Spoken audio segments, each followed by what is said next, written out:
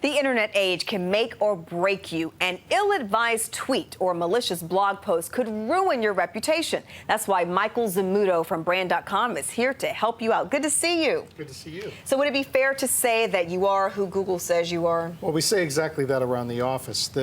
People will search the internet up to 2 trillion times next year.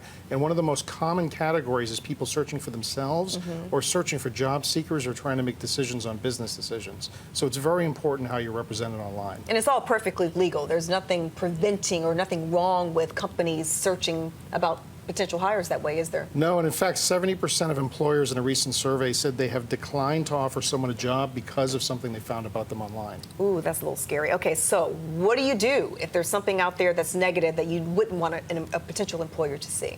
Well, the most important thing is to step back and decide how you need to be represented online. Most of us have some sort of online property right now, a blog or a Facebook or so on. You want to make sure those things reflect who you are, and then really start proactively building out an online profile. And there's a lot of great ways to do that.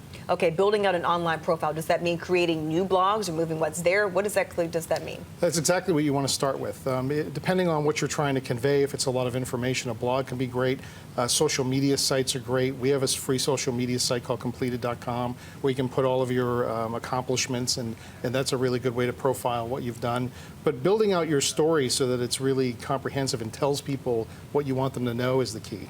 Is it expensive to manage your reputation online? Well, it depends. Our clients range from individuals to foreign governments and really big companies and universities and so on. And in the cases of some of those, it can be because it's part of a really large kind of PR effort. Now, in the case of the average consumer on the street, most of them can do a lot of things on their own, and there's a lot of free services out there that they can start off with. Okay, so is this something that all of us should be concerned about, or is this really an issue for big-time celebrities and companies? Everybody should, because how you're represented online affects how so many people will make different decisions about us. Everything from dating to jobs to other things. And if you're not telling your story, you're leaving a vacuum that would be filled by whomever does put things about you online.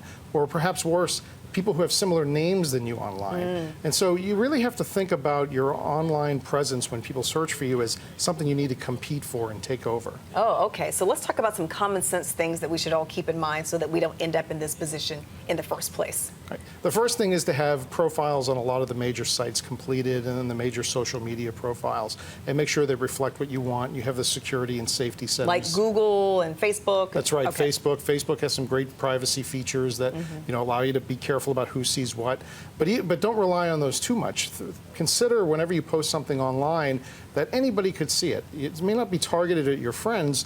You know, your grandmother could see it, your boss could see it, a future boss could see it, maybe your kids could see it. And always think about that before you post anything online. These are great tips. Michael, thank you so much. Thank you for having me.